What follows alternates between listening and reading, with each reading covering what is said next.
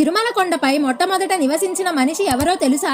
2000 ఏళ్ల క్రితమే వెంకటేశ్వర స్వామికి అభిషేకం కోసం 10 కిలోమీటర్లు నడుచుకుంటూ వెళ్లి పాప వినాశనం నుండి నీళ్లు తెచ్చేవాడే తిరుమల నంబి.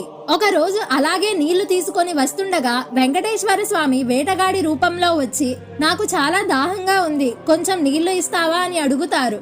అది విన్న తిరుమల నంబి, ఇవి నా స్వామి వారికి అభిషేకం కోసం తీసుకెళ్తున్న పవిత్ర జలాలు, ఇవ్వలేను అని చెప్పి వెళ్లిపోతాడు. దాంతో ఆ వేటగాడు మౌనంగా అతన్ని వెంబడిస్తూనే బాణంతో కుండకి చిన్న రంధ్రం పెడతాడు. నంబికి తెలియకుండానే వెనకాల నుండి ఆ కుండలోని నీళ్లు తాగేస్తాడు. అయితే స్వామి సన్నిధికి చేరుకున్నప్పుడు కుండలో చూసేసరికి ఒక్క చుక్క నీళ్లు కూడా ఉండవు. దాంతో నంబి చాలా బాధపడతాడు.